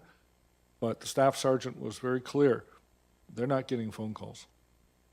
Thank you, Mr. Brady. And for the Twitter generation, that's #1.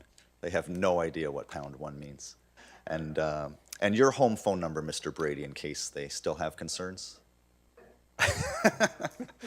Okay. Councillor Butler, back to you.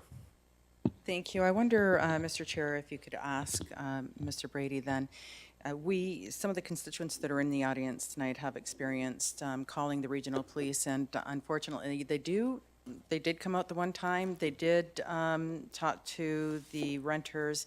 The renters did lower it for a period of time. It did happen again. They did call the police again on another occasion, and unfortunately, they were told that they didn't have anybody to spare to come out because they had other responsibilities that took precedence. So in those kind of instances, what are they to do? Because it does become problematic at that point. Mr. Brady, what's our process? Does the NRP relay any concerns they get to us, or is it a one-way street only? And do we follow up on those concerns with bylaw the next opportunity we have? The NRP does not get back to us with those kind of complaints, and I can understand from time to time that the NRP may be dealing with a traffic accident or something very significant, and have to deal with their staffing appropriately. However, if someone has that kind of issue, they could phone our bylaw enforcement the following day. We do not have overnight coverage, and we're not proposing to have overnight coverage, but they could phone the following day. I can tell you that that's fairly ineffective, because what happens is we send someone out there, and there is no issue. Yeah, they're still sleeping. Mayor Redicott? The CAO has indicated that he will make contact with Staff Sergeant McAllister, and they've been very helpful. There are occasions when I'm sure that their resources are utilized, and they have to prioritize those, but I would think if they're available, they will respond, and the CAO will speak to the Staff Sergeant. Yeah, we can have further dialogue between staff regarding the complaint properties that have been received. And it's a catch-22, because a lot of the times, by the time they respond, it's an issue you have to catch in time. But, going forward through Councillor Butler's amendment, when we get that information, if we can deem it to be an illegal use of the property, then we have tools in-house that we can utilize even after the fact, where it's not you have to catch them in the moment. Yes, So thank you. Yeah, Councillor Butler? No, thank you, Chair. That's exactly the point that I was trying to make, so thank you for capturing that. So all in favor of the report as amended? That's carried.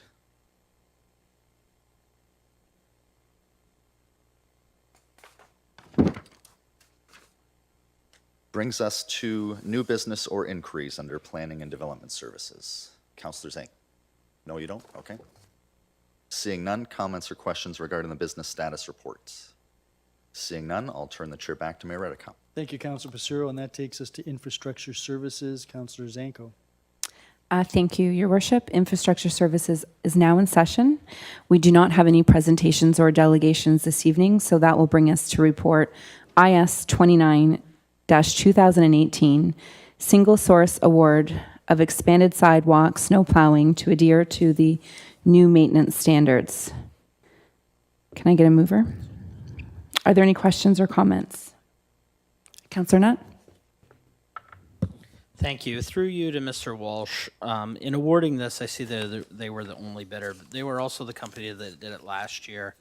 What are they going to do to rectify the fact that their plows are tearing up people's lawns? Are they going to get new blades, or are they just going to keep trucking along with what they have, and we're going to have tons of residents complaining? Mr. Walsh? Through you, Madam Chair, the just a clarification to Councillor Nutt's statement. This wasn't a bid. This was a negotiated extension of services to the existing contract. Secondly, towards their equipment, they intend to use the same equipment. There are occasions where, due to the nature of the business, they go off track and damage citizens' lawns. It's in their contract that they repair those. So in essence, yes, they're going to keep going the way they are. Thank you, Mr. Walsh. Thank you, Mr. Walsh. Just further to Councillor Nutt's comment, isn't there a policy in place that they do fix all of the rivets that they create? Or they're supposed to? Yes, they are, Madam Chair. And when can residents expect that that should be done by? I guess I'm getting to the fact that if it's not done yet, we're into July. It's probably maybe missed. Yeah, I would suspect that as well. I would expect that repairs are done in April and May as the thaw has come and lawns start growing. Okay, so if Councillor Nutt has any areas that have not been fixed, he could bring that to your attention? Yes, if Councillor Nutt can send me an email, that'd be appreciated. Yeah, thank you, Madam Chair, if I may. Just, they were repaired. The point is that this keeps happening year after year. The problem is the sidewalk, and in the last 3 years, there's been no sidewalks repaired in Ward 6 at all, and none are on the list. None appear on the list. In fact, there's only one other sidewalk in Ward 5 that appears on the list this year. So the residents' concern is, instead of my lawn getting torn up year after year, why can't they use just a smaller blade, or the sidewalks that 25 or 30 years old, why can't that be replaced and widened to the new standard, which this issue wouldn't be happening? So the issue is that the resident is tired year after year of having to continuously report that their lawn was damaged. So when are we going to do something to just rectify the problem instead of just keep throwing money after something that could be rectified by either a smaller blade or a new sidewalk? That's the gist of why I asked the question. I don't expect a response from staff, but just wanted to let them know how the constituents in my ward feel about the sidewalk plow. They're very thankful it's getting done. They're happy it's getting done, especially because it's in close proximity to the school. But they keep asking the question, why can't they just change the blade? So if that could be given some consideration, or that feedback could be passed to the contractor, I would greatly appreciate it. And so would the constituents in my ward. Thank you. Councillor Passero? Thank you, Madam Chair. In that same light, I know that traditionally we've looked at assessment of the sidewalks when compiling areas to be improved, but a big hand in that is proximity to services and what we call our walking web, but nobody seems to know exactly what that means or how it's dictated. I know there are a lot of sidewalks, predominantly in Ward 1, where I used to be, where I shiver when I think that now there's going to be a sidewalk plow going down them, just because of the condition of the sidewalk and unevenness. I know that we go out, and if it's less than 2 inches or 2 1/4 inches, whatever it is, it gets spray painted orange so people see it. But are we going to have to invest some dollars into our sidewalk program to get it up to the standard where a plow is going to be able to go through and remove snow versus causing more damage to the sidewalk that already needs repair but isn't on the list for another couple of years? Mr. Walsh? Through you, Madam Chair, in an ideal world, we would fix all of our sidewalks in 1 year.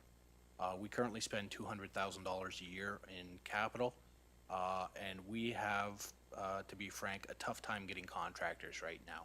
The contractors that do this type of work are extremely busy. The contracts that we do issue, we're having a tough time getting done. Our current contractor, because of the enormous workload that we heaped on him in 2017, is still working on the 2017 program, and he's also been awarded the 2018 program, which is a little lighter or a little more efficient in scope.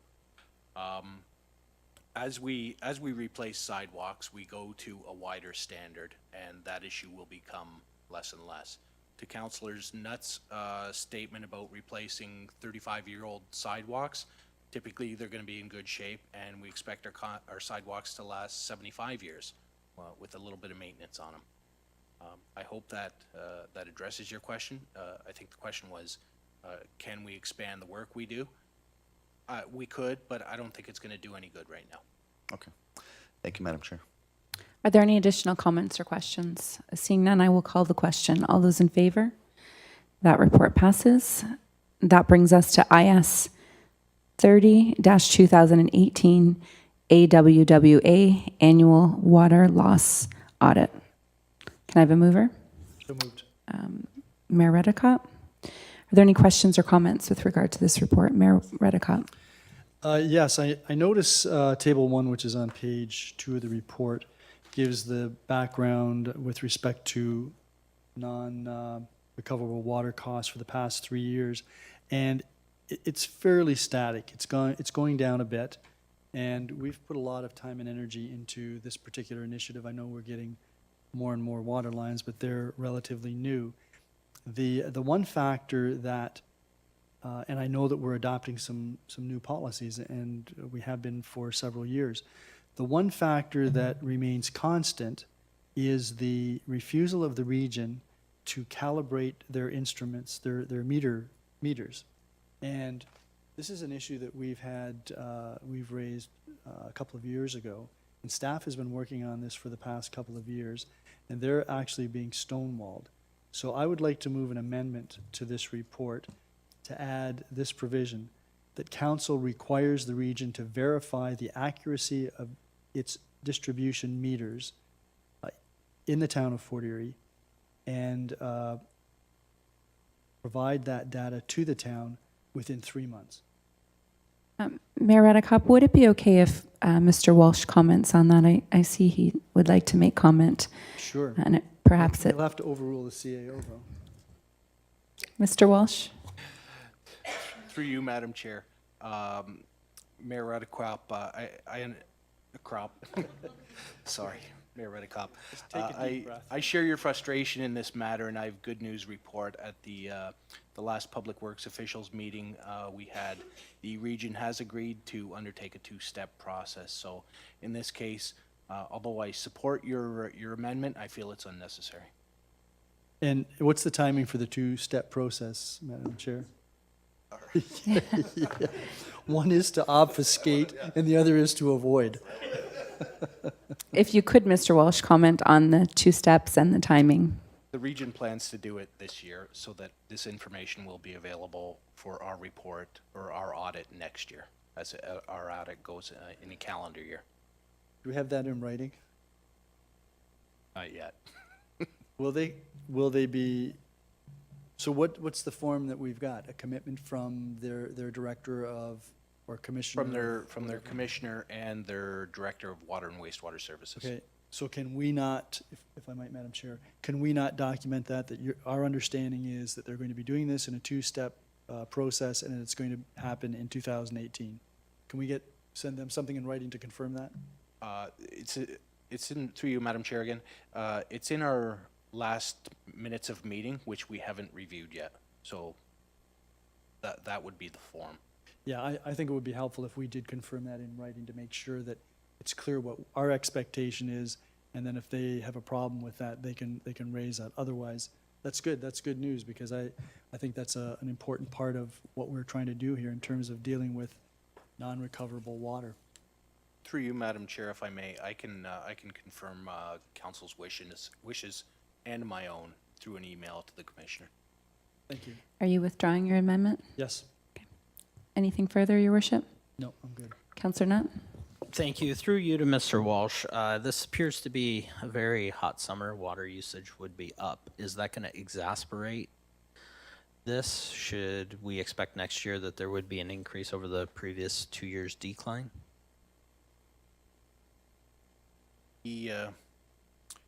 Through you, Madam Chair, my suspicion is that the large amount of non-revenue water is through our older commercial, our ICI meters, industrial, commercial, institutional meters.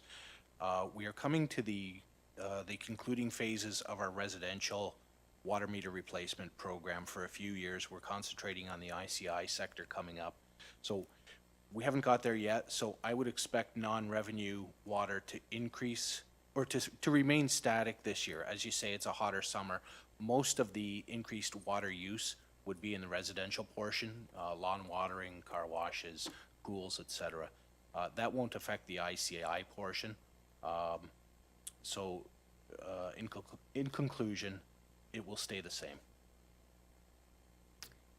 Any other questions or comments? Seeing none, I will call the question. All those in favor? That report passes. That brings us to IS 31-2018, request for amendment to the 2018 capital budget to supplement the Holloway Bay Road Bridge Replacement Project, HWOT 14. Can I get a mover? Councillor McDermott? Are there any comments or questions? Seeing none, but I have one question. Mr. Walsh, Holloway Bay, is that not a shared road between Port Colborne and Fort Erie? And are we bearing all of the costs with this project, or is Port Colborne also contributing? Unfortunately, Holloway Bay is an owned road. We do have a number of roads that are shared. In this case, Holloway Bay is all ours, unfortunately. Thank you.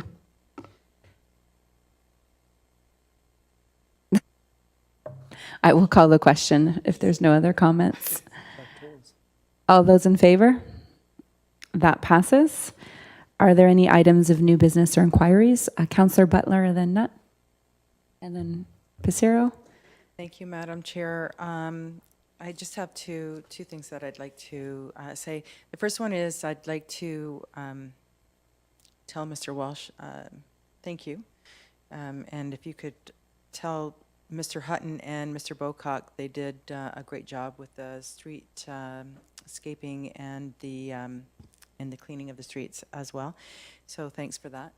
But my question is with respect to fencing on Bernard Road, which continues to be a problem year after year, and this year has become especially problematic. So I'm wondering if we've been able to look into that, and it may not have been your question to ask, and it may have been for Mr. Brady, but there is I sent you an email, but you haven't received it, looked at it yet, because I sent it during council to say that I was going to talk to you about it, which a constituent sent to me with respect to Bill 118 and exercising our rights to the Great Lakes and being able to walk a path. But there seems to be a precedent set there, and not sure now who should be speaking to that.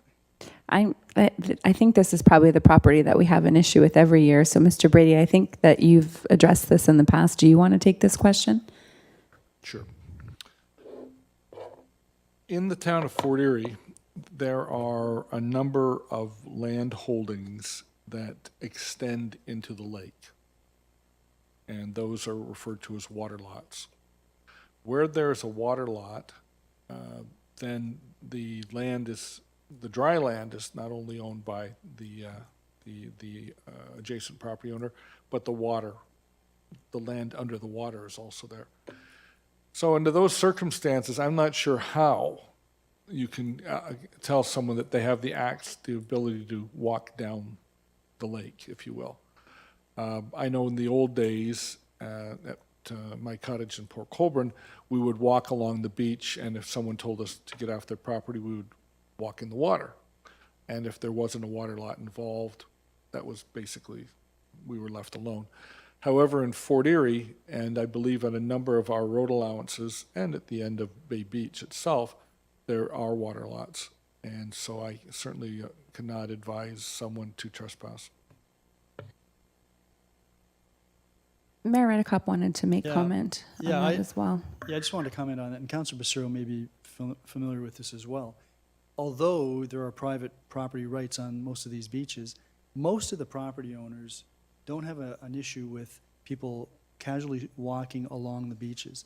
That's been pretty common throughout. And I don't believe that some of the people that have put up fences necessarily object to individuals walking along the beach.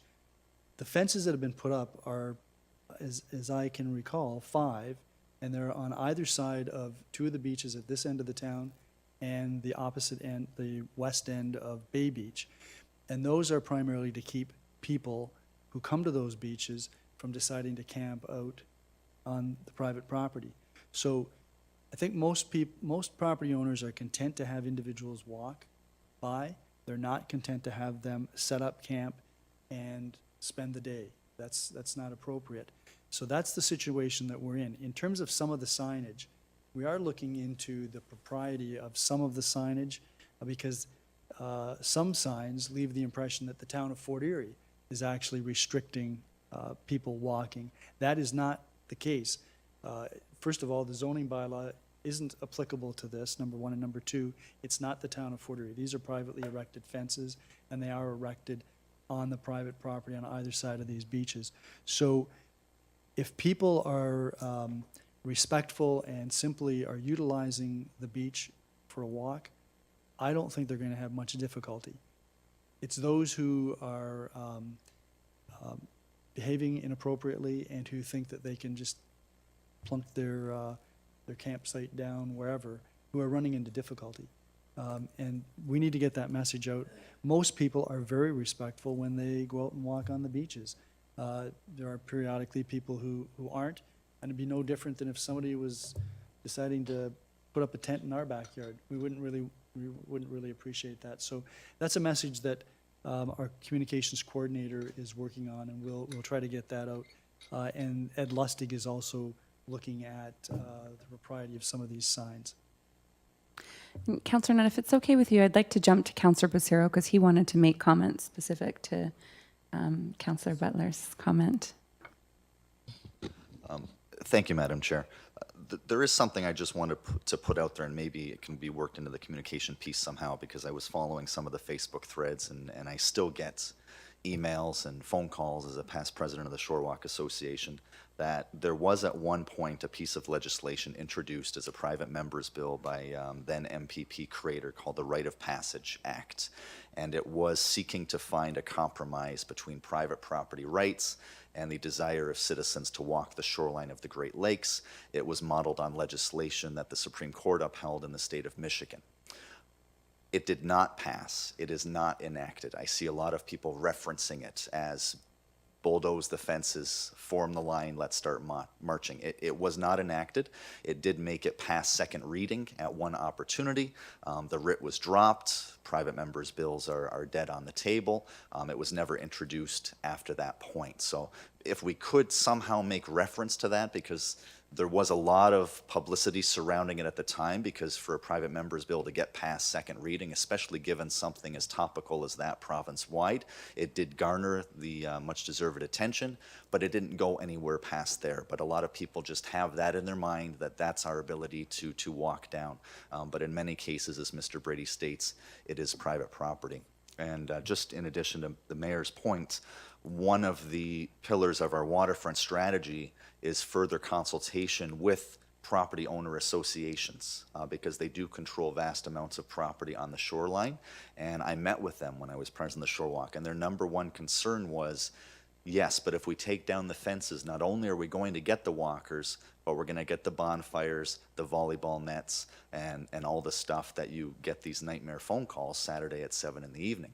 So one of the things we talked about through the waterfront strategy was the allocation in the future of additional resources from the municipal end to say, look, here's our compromise. If we can agree that you're willing to remove the fence and you're willing to accept the people walking the shoreline, we need to put some skin in the game municipally from a bylaw enforcement perspective to make sure that along with the walkers, you're not getting the bonfire and the beach party 15 feet from your back step, because nobody should have to tolerate that.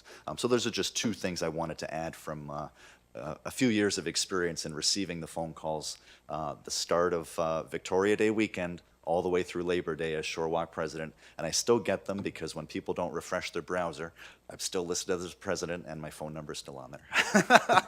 So keep calling, I love to talk to you, but that's where things stand. Thank you, Madam Chair. Thank you. And Councillor Passero, isn't there an interactive type of map that residents can locate as well to show exactly where they can walk and which properties do own right into the waterfront? Generally, sorry, Madam Chair.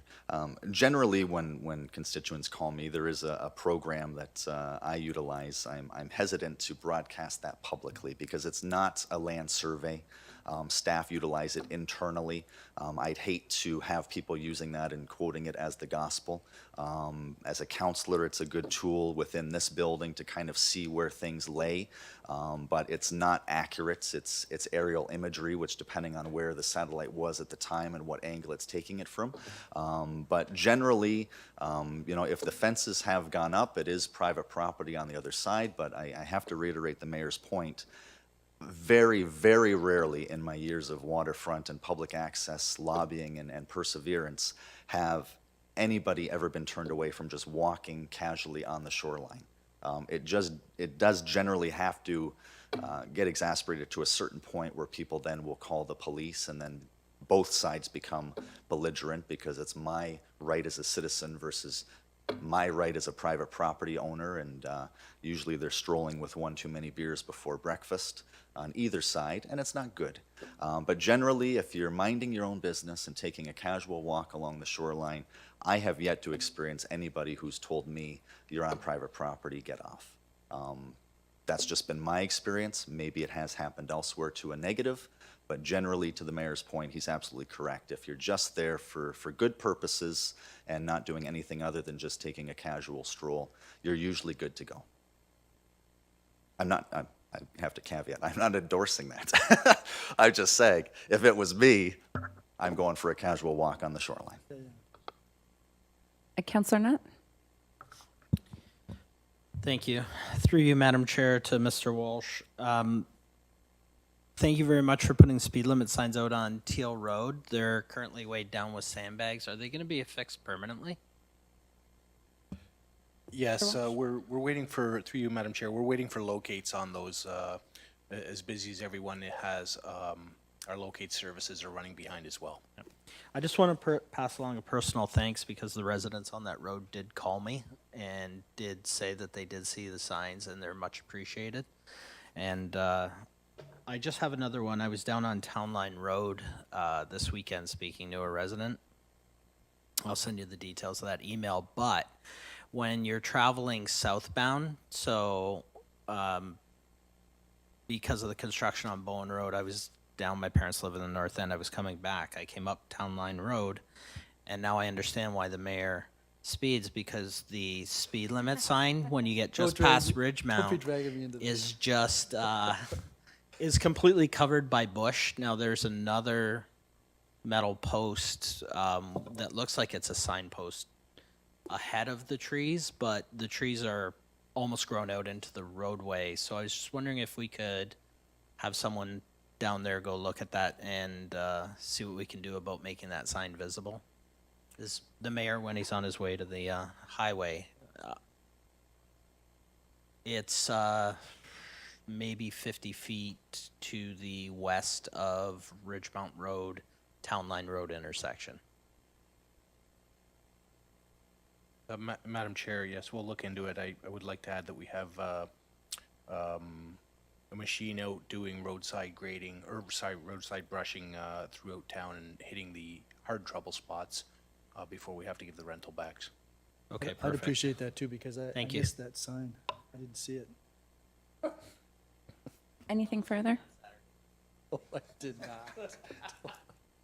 Margaretta Cup, did you still have items of new business, or did you cover them? I just Okay. wanted to speak to that issue about the Okay, beach. perfect. Councillor Passero, did you still have any additional items? I did. We'll see if the Kelly Walsh Appreciation Hour continues soon. It is infrastructure. Mr. Walsh, we approved some extra money in the budget for maintenance of stormwater management ponds. I know we had an update a couple months back that we were still waiting to enact that. Where do we stand? Through you, Madam Chair, I'll have to get you an update on that. I haven't received an update from Mr. Hutton, who's leading that project. I know we were studying or reviewing a few of the ponds in relation to their as-constructed dimensions to determine what kind of work was going to be done. So I'll update you through email, and I'll update council if the clerk wishes next week. And if I could, Madam Chair. Absolutely. Last, I believe, regular council meeting, we approved the relocation of the bus stop on Buffalo Road.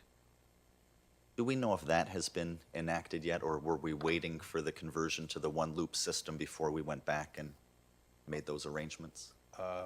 Through you, Madam Chair, it was approved at the last meeting. We are doing all of our bus stop changes this weekend, which includes the Nye Road signs. And lastly, for whatever reason, I got a couple of phone calls on this and some messages, and I don't know whether it is speeding or perceived speeding, but concerns regarding our buses and how fast they are traveling.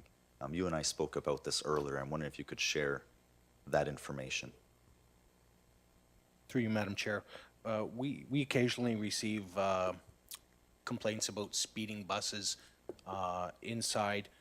The buses are equipped with GPS, not only to improve our tracking of where they are, but in case we get complaints such as this, we can go back and look. Invariably, they're not speeding. These buses are large vehicles. When they travel even at a speed below the speed limit, they kick up a lot of dust and make a lot of noise. There is the impression that they're speeding, but I have my doubts that they are. They do have a schedule to meet, and it's based around inter-bus stop speeds of around 40 kilometers an hour. If they exceed that, we start missing the timing on our points, and it screws up the whole system. So it's not in their interest to speed, even if they could. And Mr. Walsh, if somebody does have a specific concern, if it's the same stop on the same day, how could they relay those concerns to you, and what can you do to verify that information? If they can phone town hall here, they'll be directed upstairs. We can have a quick chat about where they are and what time, and pull up the GPS info. Okay. And one last thing, Madam Chair. I was speaking to Councillor Luberts over the weekend, so I'll raise this in his absence. I just wanted to get some commentary from staff as to how we're mitigating some of the growing pains regarding Bay Beach. And we're down to the one entrance. Of course, it's been hotter than average summer.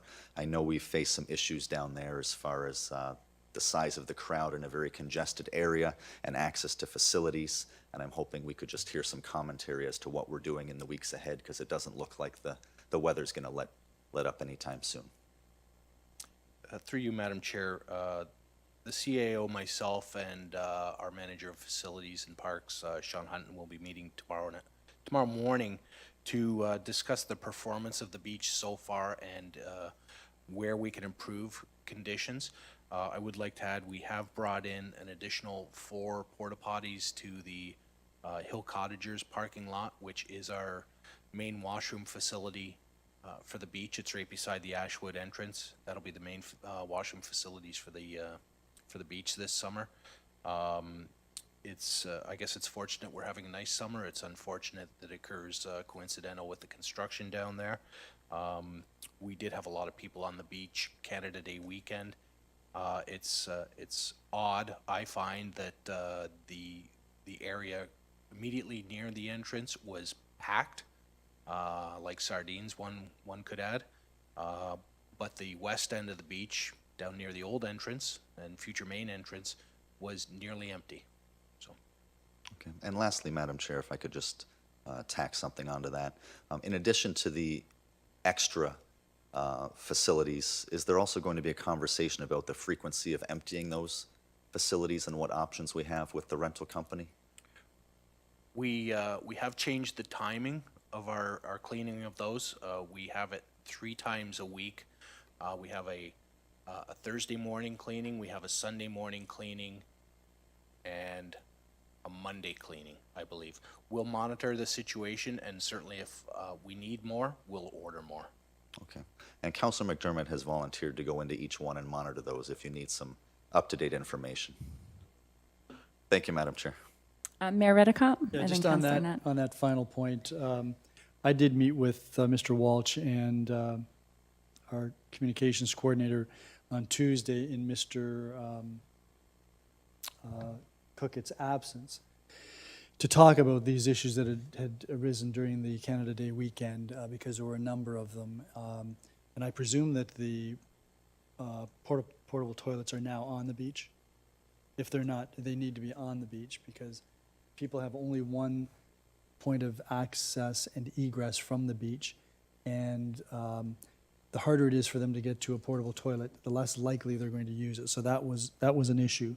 The other issue was the alcohol on the beach, barbecues on the beach, and the tents on the beach. These all need to be looked at, and I've spoken to also Mr. Cookett about the need for there to be inspections of the bags before these things get on the beach. Mr. Waltz has mentioned about the management of the crowds.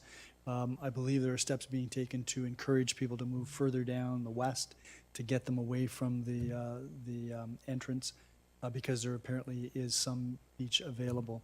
So those are some issues. There were also some parking issues that we need to be addressing, and that we're going to be doing as quickly as possible, well in advance of the long weekend in August, because it's going to be continuous hot weather. This beach is going to be continuously occupied. I want to compliment Melissa for putting together, by the end of the day of that meeting, a little blurb about some of the do's and don'ts to make an enjoyable beach experience on the one hand, and on the other hand, not make life miserable for the people around you or the people in the neighborhood. So that's something that we need to address, because this is what could be a very, very good news story turning into sometimes an ugly story for the people that live around there. So quite confident that staff will deal with that, which gets me to the point that I wanted also to make, is that we all are looking to our staff on a variety of issues frequently, and by and large, I think they're doing an excellent job trying to respond to us, which means they're responding to our constituents. So not just Public Works, all of the staff, and I think we should recognize their efforts, and I think they should know how much we appreciate it, because I know we all do, and I know that we tell them that. It's nice for them to hear that, just like Casey Bruins volunteers like to hear it, so do the people that are paid. So I want to thank the staff on that. Councillor Nutt? Thank you, Madam Chair. One item that I wanted to bring up that I failed to mention before, and Mr. Cookett, I'll just direct this to you. There was an accident that occurred this week right out front of Birdie Tire, and it happened while you were away on vacation. How it occurred was there was a dump truck pulled to the right-hand side of the road. The driver of the dump truck was out visiting one of the commercial establishments, and a car proceeded to pull out, could not see around the dump truck. It was on the east side of the road, and it was struck by another car. Again, there is signage posted there that says no stopping, no parking. Everybody just ignores the sign. I was there because the business owners along that area have raised the concern that it's very dangerous. It's very dangerous for people that are trying to come to their establishments.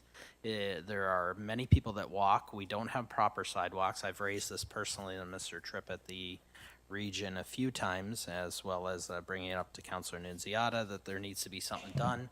The region has put in the no stopping signs, but without law enforcement, it just continuously gets ignored. The largest time that it's occurring, obviously, with Tim Hortons and Subway being there, is first thing in the morning between 8, I'd probably say 7:30 and 8:30, and then again around lunch hour. So if you wouldn't mind reaching out to the sergeant and ask that a police officer make a few trips there repeatedly, consecutive days, just to show a presence, and maybe these people will stop stopping in the no stopping areas. Mr. Walsh? I'll take that. Oh, sorry, Mr. Cookett? Through you, Chair, to the councillor. I'd be happy to talk to the staff sergeant, as well as we'll continue to put pressure on the region. They should be making some calls as well, this being a regional role. But and Councillor Nunziata, if he could bring it up at regional council, that would help as well. So we'll go at them in every direction. Are there any other items of new business? Seeing none, that brings us to the business status report. Does anybody have any questions? Mayor Redekop? Just confirmation maybe from the clerk that all of these items that are on the forecasted reports, as long as they deal with items that are in the budget, we can pass them and proceed. Provided they're in the budget, yes. And what if they're, Yes, if it's over 50,000 is your question? no, If it's in the over- budget? if it's over budget? We have a problem if any of these are over budget? Yes, you are referring to the lame duck provisions, correct? I know. am, yes.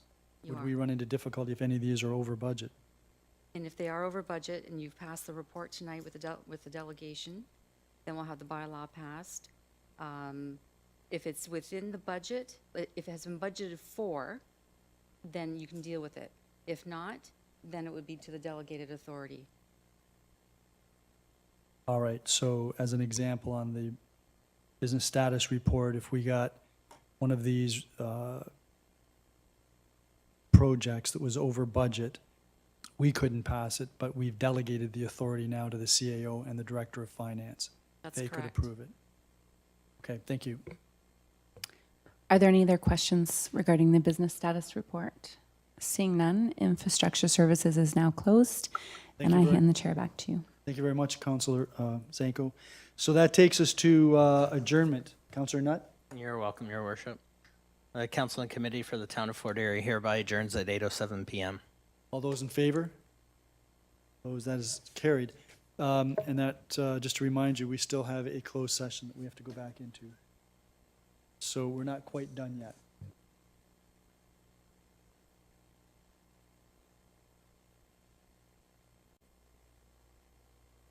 So we're back in session after having come out of closed session, and I'll give Councillor Passero an opportunity to prepare the resolution for us to rise. And you ready, Councillor Passero? Already, Your Worship. Perfect. Please proceed. Moved by myself, seconded by Councillor Zanko, that council does now rise and reconvene from closed session at 8:17 p.m. Respecting item A, that we rise with no report, and respecting item B, that we rise with report, and that staff proceed as directed. Any questions or comments? All those in favor? None opposed, that is carried. Councillor Butler, you have the next resolution. Yes, thank you, Your Worship. Moved by myself, seconded by Councillor McDermott, that bylaw number 86-2018 to confirm the actions of council at its special meeting held on July 9th, 2018 is given first and second reading. All those in favor? That is carried. Councillor McDermott, you have the resolution for third and final reading of the confirmatory bylaw. Thank you, Worship. Moved by myself, seconded by Councillor Butler, that bylaw number 86-2018 is given third and final reading, be signed by the mayor and clerk under the corporate seal. All those in favor? Unopposed, that is carried. I'm going to take responsibility for what's going to happen next, because I didn't think that Councillor Nutt was going to be here for the closed session, so I took the resolution to adjourn and gave it to Councillor McDermott. So I'm sorry, but it's a hard Moved life. by myself, seconded by Councillor Butler, that council adjourn to reconvene into a regular meeting of council on July 16, 2018 at 8:19 p.m. All those in favor? Opposed? There are principles.